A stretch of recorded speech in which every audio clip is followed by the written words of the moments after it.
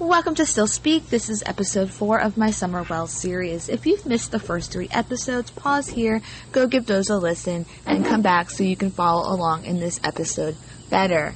Summer's case is still in active investigation mode, and law enforcement is being tight-lipped. This is normal. They don't want to jeopardize the investigation. But her case has the mechanisms I was looking for to finally start this podcast. It allowed me to get into what I so often observe in true crime cases amongst the public. But it is also a case so far made up of just words. All words. Don's words, Candace's words, Hunter's words, Allie's words, and other people's words. All words. There are maybe actually 5 facts that we know. Summer is missing. Fact. She was last with her mom and grandma. Fact. The boys are up for debate. They went to a swimming hole. Fact. An accidental video of her in the car on the way home was taken. Fact. The time of that video is up for debate. Hunter was with her that day. Summer. Fact. The rest is up for speculating, estimating, theorizing, and interpreting. You know, and in other cases, or even later into Summer's case as it progresses, when a case goes into the next phase or a different phase, these breakdowns will be a much different discussion. It'll be more about discussing hearings and affidavits and discoveries and physical evidence, circumstantial evidence, legal jargon, and then, plea deals or trial, and then whatever is discussed in a trial. Everyone's hanging on to every word of this case, myself included, like it's a game of Scrabble. We've all played Scrabble, or at least the majority of us have. Scrabble, uses letters to form words, and then those words need to connect to other words until you run out of letters. And you're not really solving anything, right? You're just running out of letters, and then whoever has the most points wins. And all of those words, when you're connecting them, needs to fit on the game board. Right? So, similar could be said for Summer's case, taking all these words that people have spoken and trying to connect those words to fit a narrative, opinion, theory, or conclusion. Or taking words and connecting it to somebody else's words, or taking those words and connecting it to the same person's words in a different interview. But like I said, in Scrabble, you're not solving anything. You're just getting points. Right? And if you're looking to figure out a case, or solve a case, then you need a game of Clue. And Clue obviously includes clues, hints, and evidence. And then you play and try to figure out who did it, in what room, etc. So we have to keep that in mind. For me, I prefer Clue. But I do like playing Scrabble with cases, because obviously that's what I'm doing with Summer's case. I can only go off of what has been, said thus far. But law enforcement hasn't confirmed or denied any of it. Even them going to an ER, Walgreens, smoke shop, vape shop, etc., they're not totally facts yet. Chris from the interview room says that he confirmed some of those things. Not all of them, but even if he did, we don't know the exact times, so therefore they're not facts, really, right? Law enforcement knows, because they definitely investigated. They went to each of those places, probably looking for camera, footage, and talked to employees who were working that day, and so they know. It's a fact to them, because they've confirmed it, but we just don't know. So, we're playing Scrabble right now. A big game of Scrabble. And some of us are using our letters to make up words to win the game. Right? You know how some people do that in Scrabble? They make up a word and you're like, get the dictionary. That's not even a word. So, anyways, let's move on. It's Grandma Candy. Her name is also Candace, but she's referred to as Candy sometimes. Some people call her Grandis. For the sake of this, we're going to call her Candy, and we'll make this easier. And she does live on the Wells property, as we discussed. Summer was helping her mom and grandma transfer plants from small pots to larger ones shortly before she vanished. The day started out with Candace and Summer dropping Grandma Candy off at a local hospital ER because she was having issues with her knee. She was not with Candace and Summer when they picked up Hunter, but she was with them for all the other stops. A shocking piece of information came out as soon as the story hit the public airways. Actually, let me rephrase that. Shocking to some. And that is that another daughter of Candy, so Candace's sister, had also went missing and is still missing to this day, 12 years later. The sister was an adult at the time, though, 21 years old. And some found this strange, but, sometimes it happens and it's really sad, but, there have been cases where a family or a relative murdered or go missing in unrelated situations. I mean, it's horrific. It's unfathomable, but it happens. I mean, it's not common. It is rare, but it happens. So you can only imagine, if Grandma is innocent, of course, or unaware of what possibly happened this summer, how sad and triggering this may be for Candy to now have, not only a missing daughter, but also a missing granddaughter who's only 5, stirs up all those old feelings of heartbreak and hopelessness, and I'm sure also the feeling of confusion on why and how is this happening again. I mean, I really feel for this woman. Her daughter, Rosemarie Bly, was last seen leaving her residence en route to Cushing, Wisconsin. It was about 5 miles away. She was supposed to meet her cousin at a bar. She does have 2 small children at the time, or she did have 2 small children at the time. And her car was recovered 5 days later in a parking lot typically used by truck drivers to park their tractor trailers. Some news things say that the car was 17 miles away. Others say it was 30 miles away. The TBI, who's involved with Summer's case, obviously looked into this, and they have stated that the cases are not related. So, that's really sad, right? So, this is, really upsetting, I'm sure, for Grandma Candy. But anyways, a month and a few days after Summer vanished, for those who don't know this, Candy left Tennessee. And of course, the public couldn't let her go without being, completely outraged or without criticizing her. I mean, gosh, how dare she leave? 4 weeks after her granddaughter went missing, where she can't and is not allowed to do anything to help. I mean, law enforcement has said they don't want anybody who's not a trained volunteer to be looking for Summer because of the dangerous terrain. If another person goes missing or hurt, that's not really helpful, right? I mean, what was she supposed to do? Just sit around? I mean, I'm sure if any news broke, she'd get right back on the road and head back immediately. Or a plane. According to Candace, her mom splits her time up between the 2 locations, Tennessee and Wisconsin. So she does 6 to 9 months in Tennessee, and then she goes to Wisconsin because she has grandchildren there. And she also has doctors that she sees there. And she was actually supposed to go to Wisconsin next month in September anyways, and apparently she also has a planned doctor's appointment in October. So Candace shared this, and people assumed that Grandma Candy was in Wisconsin, but then Dawn said that she's in Illinois, and that's where her sister lives, and the sister's husband had a pacemaker placed, and the sister had asked for Candy's help in caring for her husband. Illinois and Wisconsin are attached, so there's not much of a difference there. You have to drive through one to get to the other. It may be intentional that this discrepancy on whether it's actually Illinois or Wisconsin could be, to keep Grandma safe so that nobody knows where she is and doesn't, show up there. I don't know. She may be in Illinois right now, and then she's going to go to Wisconsin, which is not far from there, to see her grandchildren and her doctor's appointment.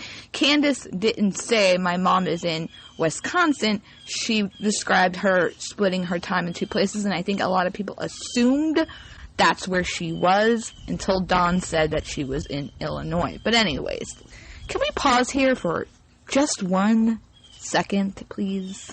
For those that were outraged, or, found it sketchy, or to the one that wrote an article with the title that said, Grandma Candy is on the run, which made it seem like the cops had given some kind of update and declared Grandma as a suspect on the run. Did you even stop to consider that maybe she wanted to go because what was unfolding around the property was a massive trigger for her because of her daughter? Maybe. Just maybe. She couldn't handle it, seeing the police and the helicopters and the drones and the massive amounts of people walking around the property, knowing they're looking for her 5-year-old granddaughter who possibly may be deceased. So looking for her body. To imply she's on the run implies that she is a suspect and therefore played a role in her granddaughter's disappearance with zero facts thus far to support that. I couldn't even believe someone wrote that. It was clickbait. Be careful to state an opinion as a fact, because you can get someone hurt. If people really did think she was on the run, okay, I wouldn't put it past someone in the public finding out where she is, despite it being unclear of which state. They'll figure it out, and they'll show up, which would put her, her sister, her brother-in-law, and even her other grandchildren in danger. As far as we've heard, Grandma Candy has been cooperative, just like Don and Candace have. All, the family members allowed law enforcement to search their property, and L.E. was able to do such with no warrants needed. And this included everything on the property, like their cars and Grandma Candy's trailer. Allegedly, they even looked under her trailer. It has also been said that she took a polygraph. Law enforcement has not confirmed or denied this. However, it is likely she did take one since she was there when Summer vanished. Now, all that being said, many are asking how or why was she allowed to leave during an active investigation. They're straight up besides themselves about her being allowed to leave. If you followed the Gannon Stout case, their last name has been pronounced several different ways, so just roll with it. But like I said, if you followed the Gannon case out of Colorado, or heard about it, at least, in that case, the stepmom, who eventually was arrested for his murder, left the state of Colorado unbeknownst to us, the public, until she was arrested 3 to 4 weeks later in Myrtle Beach. It appears as if law enforcement allowed her to go, and it was not because she ran away secretively. If she's on the run, police would have made that known so she could be found and returned to Colorado. She was their prime suspect when she left, and it's chilling that she drove to Myrtle Beach because Gannon's body was found all the way in Florida. Which means if she killed him, and it does seem that way so far, but we're, waiting on the trial, and she disposed of Gannon, not only did she leave the state, but she went and retrieved his body from somewhere, and then left with his dead body in her car. Yeah, horrible. So even if Candy was a suspect, she could leave. It does happen. I mean, they could advise you to stay around. They could ask you to stay. But they can't make you stay. If they need you, they'll contact you. In a worst case scenario, they'll hunt you down and they will bring you back forcefully. I don't think Grandma's a suspect. I don't. But she is part of the story, right? So she does need to be discussed. Law enforcement has not said much of anything as of late. Weeks ago, they made the statement that nothing and no one has been ruled out. People think this means that the family are, quote, unquote, suspects.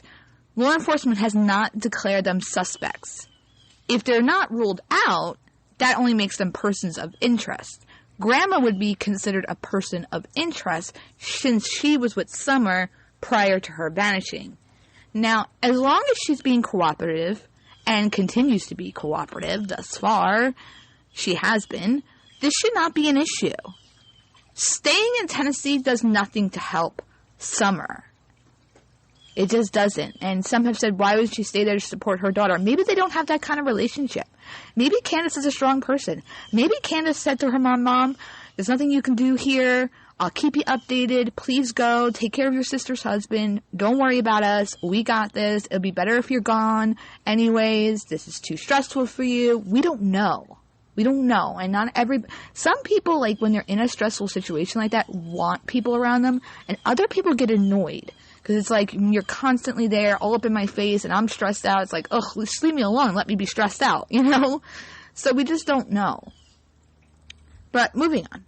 In the photo we discussed in the last episode of Summer sleeping on the way home that day, June 15th, and, she was sleeping on the infamous milk jugs that triggered me so much. You recall that, I'm sure.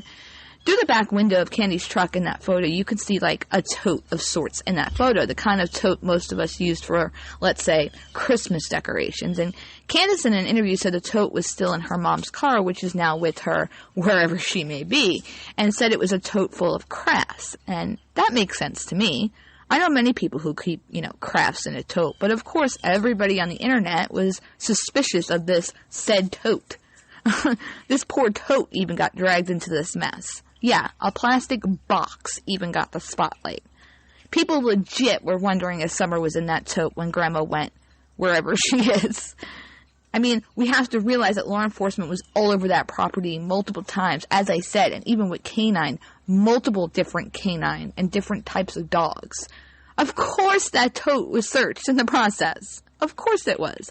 And I sort of understand why someone would wonder that, because again, look at Gannon's case. He was transported, and it does seem like he had been transported in a suitcase. But when I see posts saying the following, does anybody know if that tote in the car was searched? And if not, has anybody called the police to tell them to check it? As if, cops are incompetent, and they didn't think to check it when searching her car. I'm willing to bet that tote is one of many totes on the Wells property. I mean, they have all kinds of stuff on their property. For sure. And I'm sure they have many, many totes. I mean, I guess it's possible she dumped the crafts, and while the property was under heavy surveillance, she retrieved Summer's decomposing body from some location that all the search teams overlooked and stuck her in there, and then traveled across state line by herself with a bum knee in her 60s to, dispose of her dead granddaughter. Anything's possible, right? But I'm personally going with it's highly unlikely that this is what unfolded in this case. T. Stout, Gannon's stepmom. That chick is a hot mess. Okay? It's very believable that's how it unfolded, because she went to desperate, at times over-the-top, measures throughout the entire investigation to keep eyes off of her. It was insane. I've not seen Grandma Candy doing any of that.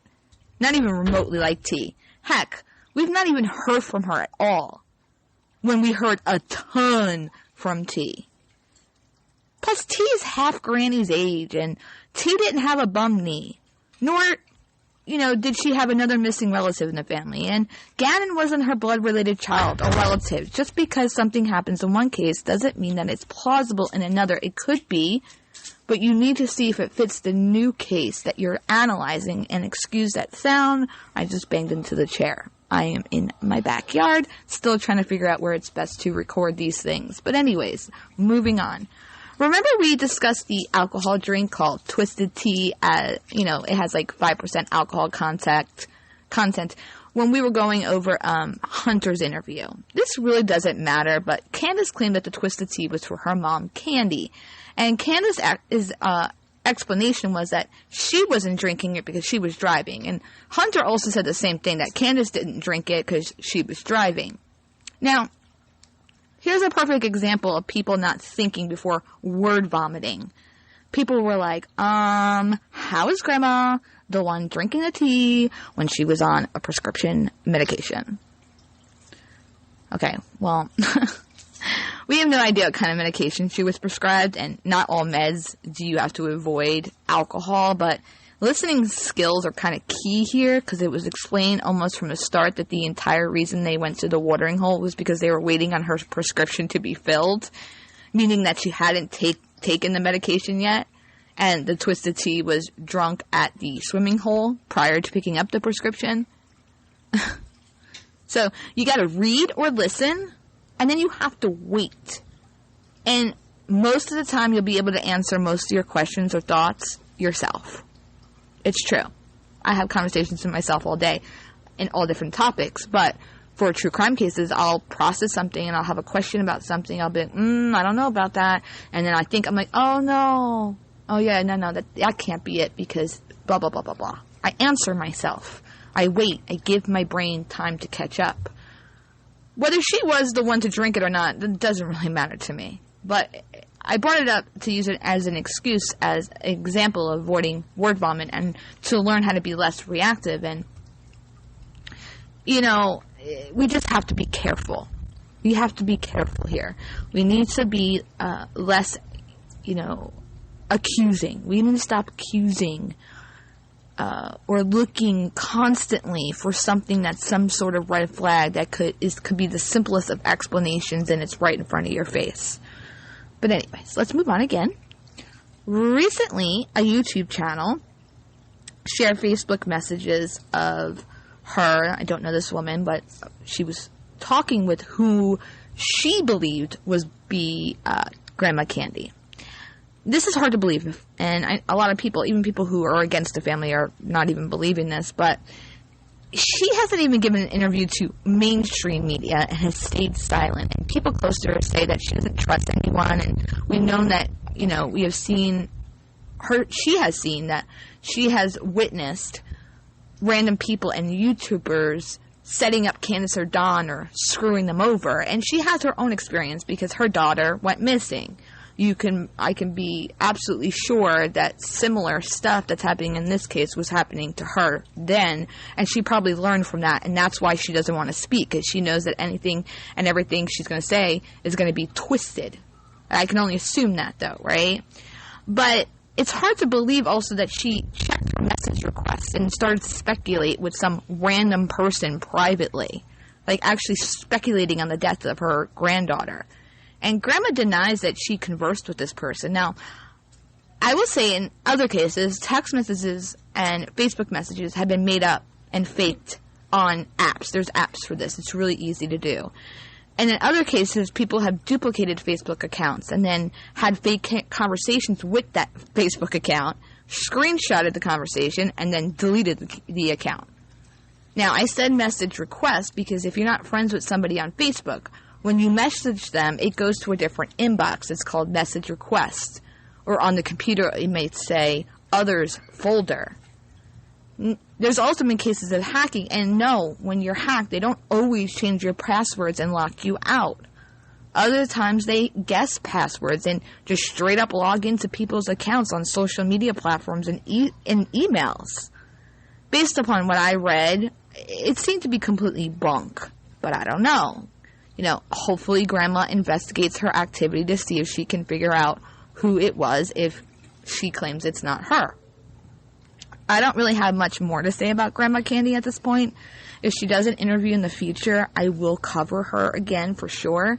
But I want to leave Grandma alone for now because I'm going to be compassionate and assume that this entire ordeal has been beyond words for her and extremely stressful. So let's move on to Dawn Wells. And unfortunately, I need to talk about the host from the interview room in the process. And I really wish I didn't have to. But it's necessary. And it's unavoidable.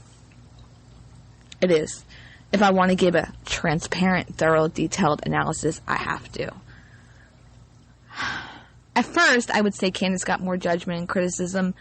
And now that's actually changed, and it's Dawn who has been the highlight of many of the newer videos on YouTube and in the public forums, and I have issue with that. Not because, oh, poor Donnie, or because I want to defend Donnie, but because the focus is off Summer, and many blame Dawn for why the attention's off Summer, and they imply that he's speaking out so much because he's kind of like trying to deflect.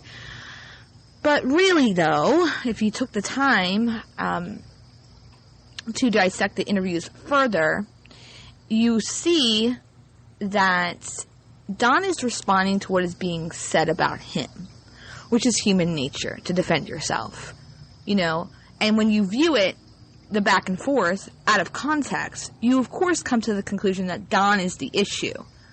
But when you look at it all in order, then you come to the conclusion that Dawn is trying to defend himself or dispel rumors, or to respond to the terrible things being said about and to him and his wife, whether or not those things being said are true or not. That's what he's doing. And one of the people, and you'll probably guess, who in my opinion is distracting from the Summer case, Summer specifically, sorry, I want to think, he doesn't really know that he's doing it or that it's not intentional, but is that of the host from the interview room, Chris. And I've made it clear. I'm thankful for his work. providing us with a more in-depth interview of the parents and a better view of the property. But I don't agree with the analysis of his case. I don't. And that's okay. I don't have to agree with him. I just don't. Now, I'm just going to be transparent. Right? And I'm just going to be honest and say, I don't agree with him. But let's continue. After Candace did an interview with Chris, then after some miscommunication between Dawn and Chris, Dawn ended up on a phone interview with Chris.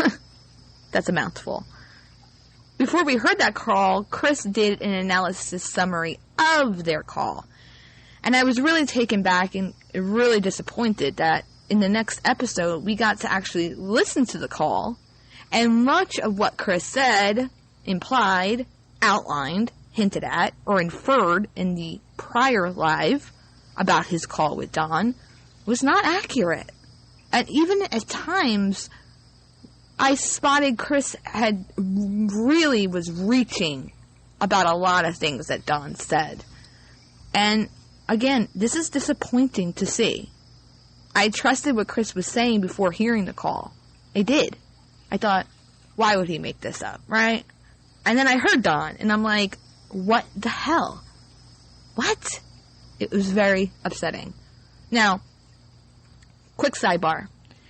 I'm going to say this one again, loud and clear. I'm not bashing Chris. I'm not attacking Chris. I don't think I'm superior to Chris. I'm in no way, shape, or form jealous of Chris. I'm not. I just started this, and I may only get like 30 people to watch this for all I know. And I'm fine with that. And I'm even fine if just my family listens. Okay? You know what? They don't even have to listen. Heck, I don't even want to listen. I just wanted to release this off my brain and into the atmosphere. If I was jealous because of Chris's growth, or whatever, then I would jump on the Dawn and Candace hate bandwagon rather than to kind of take a different stance. Right? What else would I be jealous of? I'm happy his channel's growing. When someone puts in work, whether I agree with them or not, they deserve recognition. A lot of time and effort and thought and hard work goes into this stuff. And I already said twice in the series to go watch his videos. Come to your own conclusions. Give his videos a thumbs up and subscribe. I think Chris is a sweet man.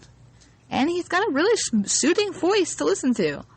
But that doesn't mean much and doesn't mean that I need to agree with him. It just doesn't. And I definitely don't want anybody going to his channel to attack or bash him. That's never okay. Never.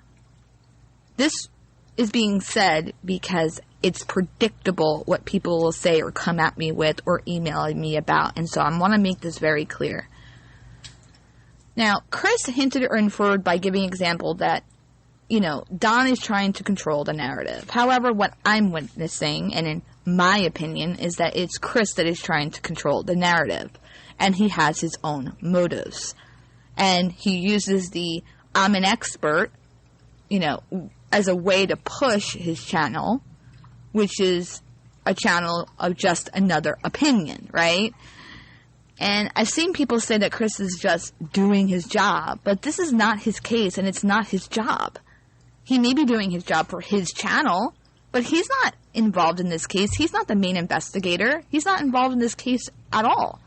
It's not his job or place to solve this case. It's not. Period. Full stop. Law enforcement, whether Chris is connected to folks there or not, are not going to jeopardize an investigation and share evidence with him. They won't.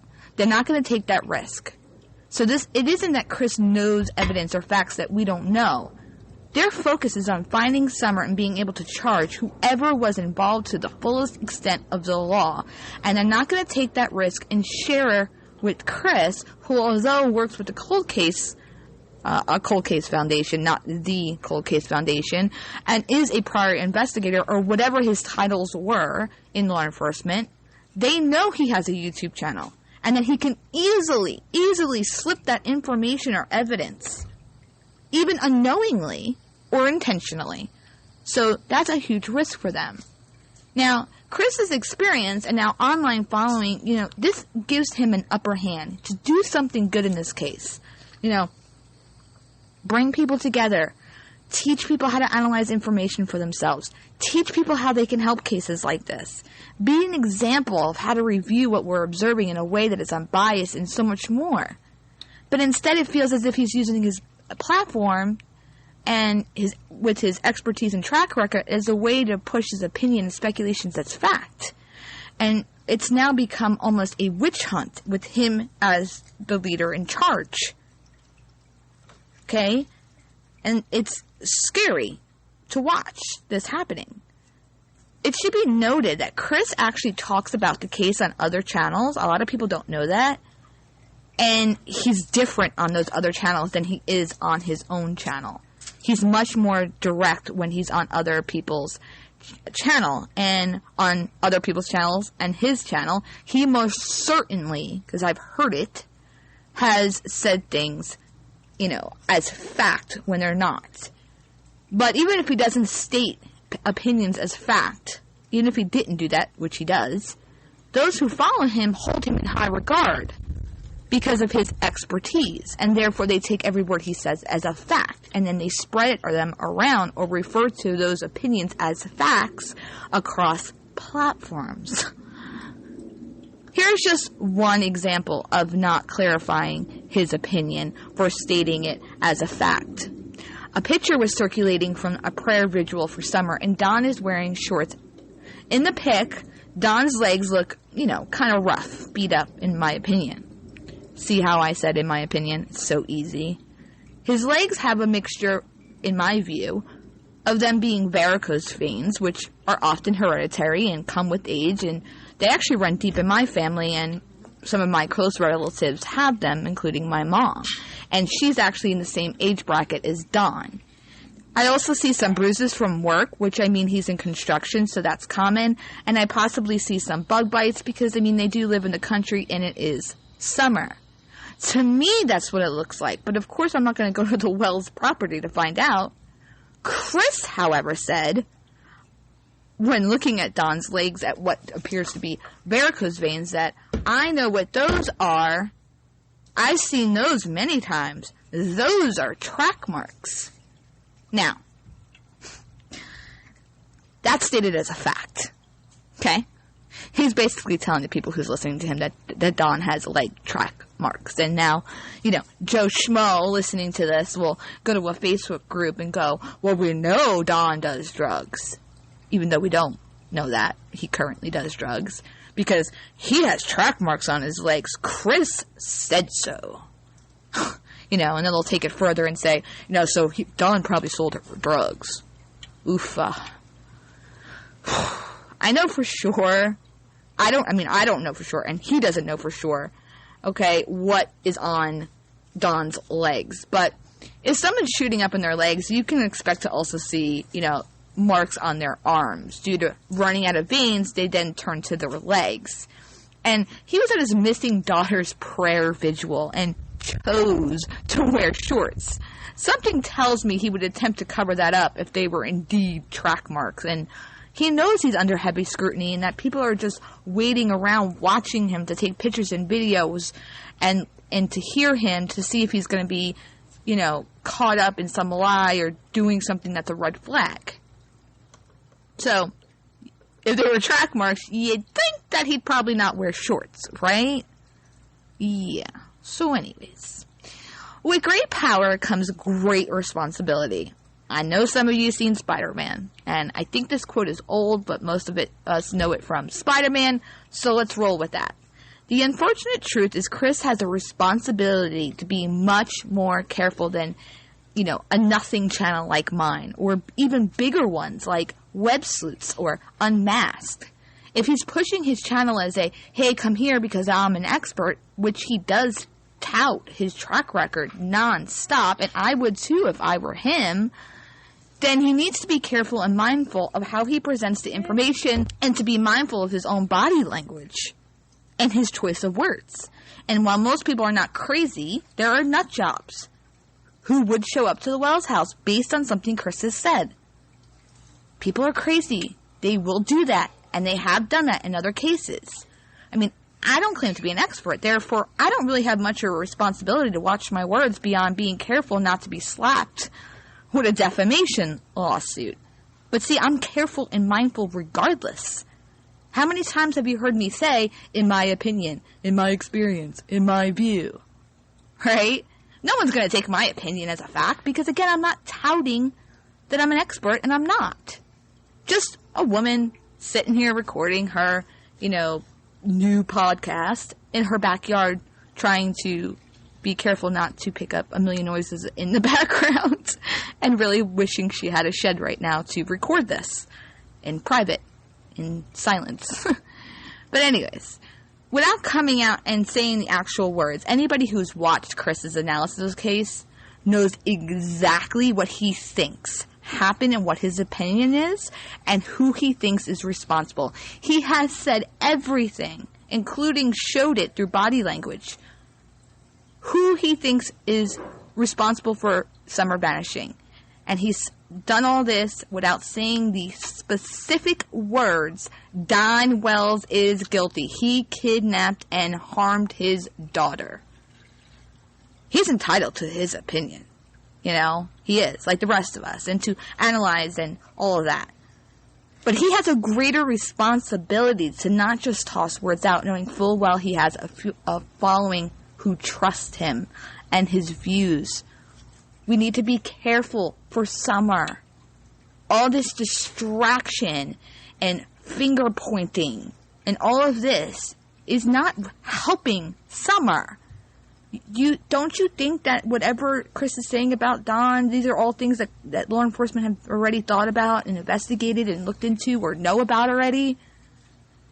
This going after her father like this, so hardcore, and getting all these people on the bandwagon with him, rounding up the troops to hold a witch trial for Don.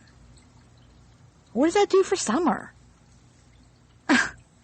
But I'm not the director of, or boss of YouTube, or Chris. I'm a nobody, sharing why I think it's irresponsible and oftentimes dangerous when experts not directly assigned or involved in the case are not careful. It's not my place to contact Chris and tell him he's wrong or to go to his channel and rip him to pieces for not being careful. If that's how he wants to run his channel, and he's okay with putting a ton of focus on Don and distracting from Summer, so be it. Don, for all any of us know, may be innocent. If so, then, that would be on Chris and no one else. Heck, he might be spot on. But at what cost? He already put one person in danger, a man named Jamie, who met with the family after Summer went missing, and he videoed a dog trail behind their home with this guy also named Jamie who worked with Don. And no, this wasn't a simple mistake of, oops, they have two names. He said it like a fact that he had and that he confirmed that the man who did the dog trail video was Don's co-worker. Shady co-worker. And people not only showed up to this man's house, but sent him death threats. Like, are you kidding me? A little girl is missing here. This is insane. Death threats? I don't understand. I'm really not trying to drag Chris here. I'm covering this to really explain to you why his presentation and analysis of the family can be harmful. And at times it can even be a hindrance to the investigation. Why is that? Well, in one of the press conferences, law enforcement mentioned that people were sending in screenshots of theories into the tip line. And they don't want those. And it bogs down the tip line. It wastes their time. And, take it further. If Chris is not being careful with his words and throwing out statements as fact left and right, you can bet people are writing or calling the tip line with things he said.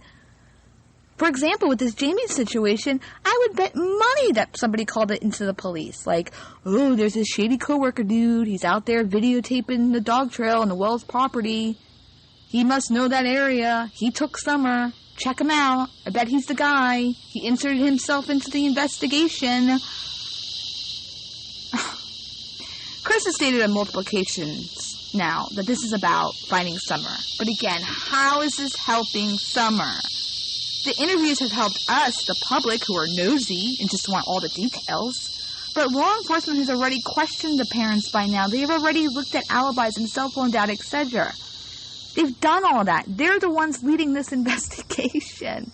And they might have evidence and proof of them being involved with this disappearance. We don't know that yet. But again, he's not the main investor in this case. So I ask, how is this helping Summer? How? Now, helping Summer is like keeping her name out there, keeping her, face out there, which he's done some of that. He has. But now her name's attached to her father being dragged over and over and over and over again. That's what's attached to her name.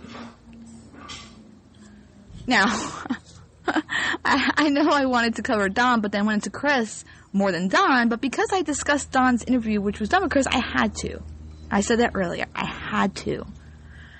Because mob mentality is a real thing. You gotta be mindful. It's so easy to get swept up on it. It is.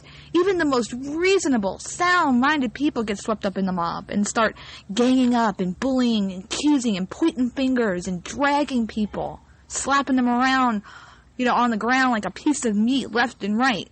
See how much they can take, thinking that somehow they're gonna cave under the pressure. I mean, it's too much, guys. This case has really brought out the craziness. A lot of cases do, but this is just, wow. Yeah. Before I go, though, let me do an introduction to actually discussing some things about Don. Now, when Don was talking to Chris, he talked about coming home after, finding out Summer was missing. And he describes going to not the top of the hill or up the driveway to the main house. He says that he went to the bottom of the hill by the shed and creek. And when he got to that location, he had seen his 3 boys and a neighbor still searching for Summer. And he said it was in that moment that his heart sank and he knew she was gone. He then says to Chris that he just knew that she had been abducted. Now, Chris didn't like either of these things at all, and he really harped on these 2 things, and I really got to address this because not only did he do that, but another expert he had on his panel on his show to talk about Don's call also did it and said similar and was perturbed by Don, thinking that Summer had been abducted. And I want to share with you 2 stories. Now, before I do that, I want to say this. The way I took Don when he told this story was basically that, he got the call, he loaded up his tools, and he also had to drive. He said he thinks he got home in about 30 minutes because he was driving really fast. So include the tools being loaded up, you figure about 45 minutes had passed since, Candace had called him and said that they couldn't find Summer. He then says that he talked to Candace all the way home, which people took as literal. I don't really think he meant all the way home because we know at some point he called 911 as well. So obviously they didn't talk all the way home, but they probably talked for the majority of the ride through Facebook Messenger. And she was probably giving him updates like, I've looked here, I've looked there, this neighbor's helping, that neighbor's helping, the boys are looking here, where else should I look? And he's like, look here, look there. So he's already knows in this drive where she has looked, okay? And probably already knows that the house had already been thoroughly looked. So this is not crazy to me that he would go to the bottom to look for her, in a shed or whatever is down there, or to look if she was hiding out somewhere down there. And he goes on to say, like I said, that he saw the boys and he saw the neighbor, and that's when his heart sank and he knew that she was gone. This also didn't alarm me in any way because I took it as it was his moment of realization. It wasn't real in his mind, like this is an oopsie, we misplaced her. When he saw, these people still looking for her almost an hour later, it clicked in his head like, oh my God, this is real. She's gone. Like, they still haven't found her, and it's been X amount of time. This is how I took Dawn, and it made sense to me because my husband doesn't overreact. So if, for God forbid, something like that happened with us, and he called me and said, can't find our kid, blah, blah, blah, blah, blah, which, again, knock on wood, I hope that never, ever, ever, ever, ever, ever happens, because, oh my gosh, I think I would probably do similar. Like, I would come home, obviously, after not dying on the way home, trying to get home as fast as possible, and I'd start going to the neighbors' houses, looking in their backyards, looking around the neighborhood, looking on the sidewalk, looking by lakes, because I would have trusted that my husband, who doesn't typically overreact, that if he's overreacting, he definitely has checked over and over and over and over and over and over and over again, and knows for sure that our child is not on our property anywhere, okay? So this didn't alarm me at all. I thought this actually made a lot of sense. Now, Don says that he doesn't remember if he looked in the shed down there then or if he did so later in that day, but he knows that he looked in the shed.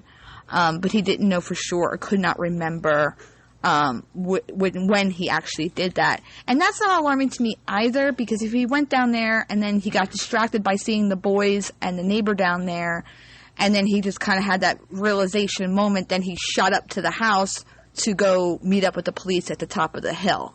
That's how I see it. But Chris didn't like this. Chris didn't like this at all. At all. He made a very big deal about this.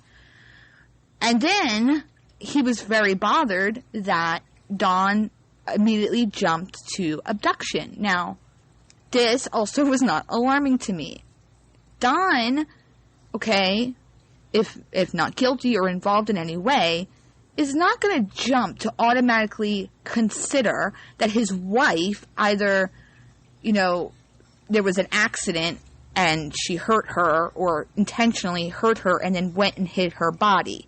People like us will speculate that. I don't picture Don considering that a possibility. And if he did consider that as a possibility and said it out loud, I would have been like, dang, Don, what you think about Candace that you actually think that she's capable of harming and hiding your dead daughter? Right? So that probably didn't even cross his mind. Just our minds. So that leaves walking off the property or being abducted or being stuck somewhere on the property, right? Like in something like a box or whatever. There's a lot of stuff on the property. And he was adamant, and he said the reason why he felt like it was an abduction was because she's not the type to walk off the property. So in his mind, she couldn't have walked off because she's not known for walking off. So what option does that leave? It leaves abduction. So the fact that Chris was bothered by this when it was really the only option left in his mind to consider is wild to me. Now, let me share you two stories, because then Chris had on another expert who, him and Chris went on and on and on about it's not normal for parents to jump to worst case scenarios right away. Parents don't process that fast. Parents are in denial and don't think that it's real what's happening, and they just went on and on and on, and I was just ready to rip my hair out of my head because this is not true. And what bothered me is that people will hear that and think, well, these two experts are saying it, so, now they'll apply that to every other case, and that parents don't automatically assume their child's been abducted, or they don't jump and process worst-case scenarios like they're never going to see their kid again. Personal experience here. That's not true. So, let me tell you.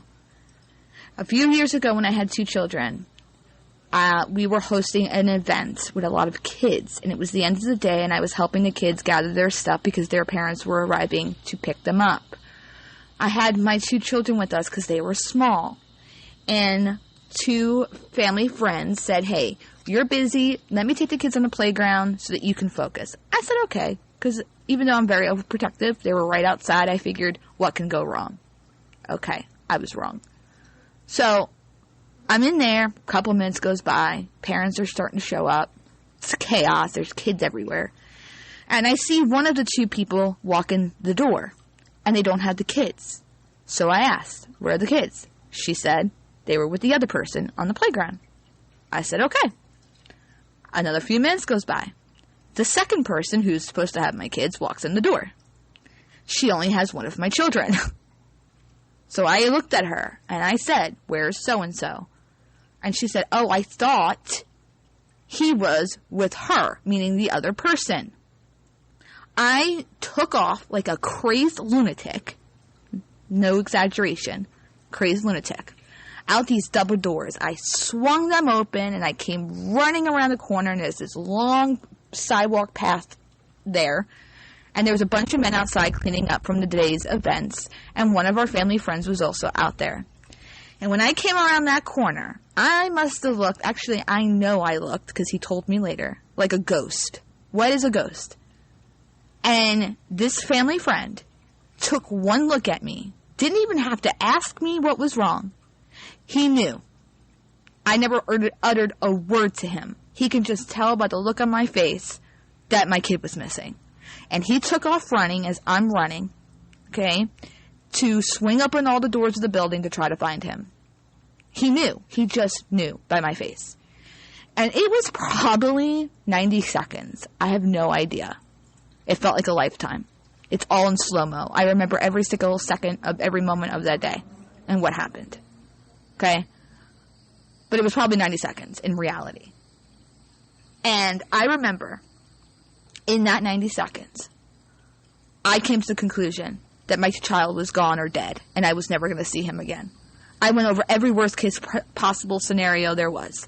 I went through, there's woods behind us, there's a road ahead of us, maybe if he walked out there, he got hit by a car, parents are arriving, maybe he'll jump in one of their cars and nobody will notice, maybe they're going to kidnap him, maybe he'll go down there by the dog trail and some dog's going to attack and kill him.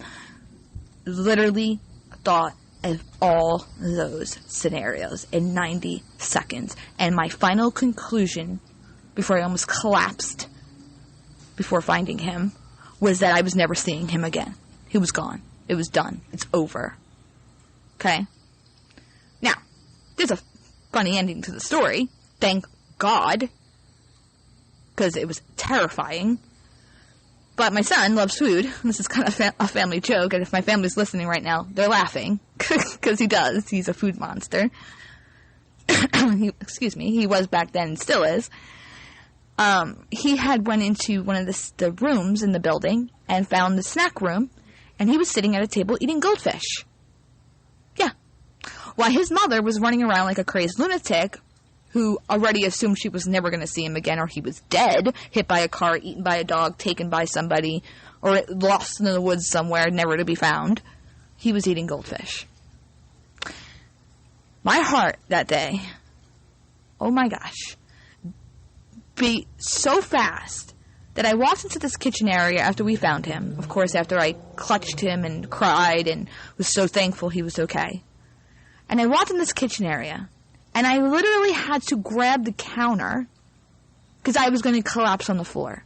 Because the adrenaline, my heart pumping, the thoughts I had, everything just came crashing down. It was like the worst feeling I've ever felt in my life. I literally had to grab the counter. Because my heart was just, oh my gosh, I'm shocked it didn't explode. It's terrifying. Terrifying. Thank God it was, just a miscommunication, and thankfully he was okay. Could have been 100,000 times worse. But the story is to show you that we're not all the same. Okay? I do react that way. I do jump to worst case scenarios. I do think of all the possible scenarios I do process fast. So what, I'm not a parent because I do these things? Like this guy said, parents don't process that fast. Well, I do. So does that mean like I'm not a parent or something? Or I'm a shitty parent? I don't know. It's really bothered me. It really, really bothered me. And it also scared me because I'm thinking like, God forbid my kid ever goes missing, because I do react that way. Are cops going to start looking at me shady? Because I can tell you right now, I would never, ever hurt my children. They're my entire world. Never. So, not only did this upset me, anger me, it's also very scary to send this message to the public that this is not normal. We're all individuals and we're all different. But another funny story, thank God, also another funny story. this is a much more minor one, but also this is an example of how crazy I am. When I first moved into my home a couple of years ago, my other child was 2. He went through a phase of hiding. And one of the first times that he hid, I knew he was in one room of the house. I was doing chores around the house. My house is not big by any means. It's probably about 1,500 square feet. And I didn't hear him for a while. And anybody who has kids knows that if you don't hear a kid for a while, there's too much silence, that's a red flag. You need to go check on them because usually they're up to no good, And so I went to go peek. And he wasn't there. So I just calmly at first started looking at all the rooms because it's a small house and I'm thinking, like, where can he possibly be? Maybe he's in the bathroom. So I start looking around. Quickly, he doesn't answer me as I start calling his name. So now I'm, getting quicker and quicker looking around the house. And now I'm looking in rooms a second time. And I'm running around and I'm running around and I'm running around and I'm screaming his name and I'm screaming his name. And as I'm doing this, I pass the front door.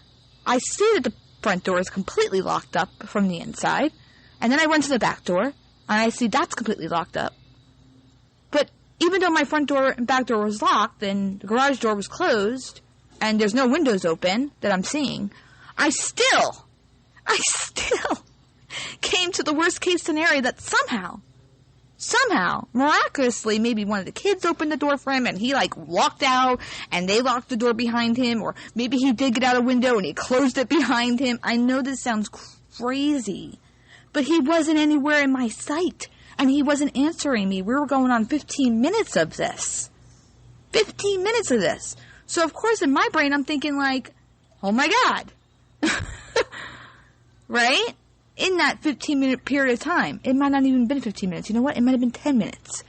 Time is so... When something like that happens, it's so hard to really get a good grasp on it. Now, I know this situation was longer than the first situation. The first situation was literally probably a minute and a half, 2 minutes. No lie. It was quick. It was so freaking quick before we found him. This was a little bit longer because in my head I'm trying to rationalize it okay, but he's not here, so how else could he have got... Do you get my point? Are you getting what I'm throwing down here? Chris and his expert are both wrong. Every one of us is different. Every one of us parents differently. We react differently. Okay? We just do. Even my husband and myself are different. I'm the overreactor. He's the underreactor. Doesn't make him a bad parent. We're just different. I didn't feel attacked by Chris and his expert saying this. What bothered me was that people will believe that and assume that any parent who jumps to that conclusion is shady, sketchy, or suspect. When that's just not the case. It's just not. And so it's really upsetting to hear that. And then I started questioning their training, thinking, how on earth were you trained to think that that behavior is abnormal? Now, Summer's my kid. Let's just substitute Summer for my kid. And I just drove 45 minutes, and in that 45 minutes, my kid wasn't found. Wow. I would be like, my kid's freaking gone. That's it. He's gone. That's it. He's where else can he have gone? Because he doesn't walk off this property. I know my kid. We know our kids. We know what's normal behavior for them. I would have right there told the cops, get off my property and go find my kid because he's not here. He's not here. And you're wasting time. It's been 45 minutes. Right? Now, of course, they have to do their job, and they have to consider that somehow we're involved. But that's what I would say. And Don said the same thing. Don said that he told the police, she's not here. She's not here. We know she's not here. Because we know she doesn't just walk off. We've checked everywhere. She wouldn't just be out on the land hiding somewhere. And, I don't blame the cops for not listening to him. Because they have to, dot the I's, cross the T's, all that stuff. It's procedure. I get it. But you see where I'm going with this. I hope. And you may be like me. And, others may be the complete opposite. Like me and my husband are complete opposites. I don't know. Maybe none of you have ever been in a scary situation like that before. And you know what? I hope you never are. It's scary. It is so scary. It is petrifying. Absolutely terrifying. So, on that note, that's all I have to say about that for now. And we're going to pick up in episode 5. I'll see you soon.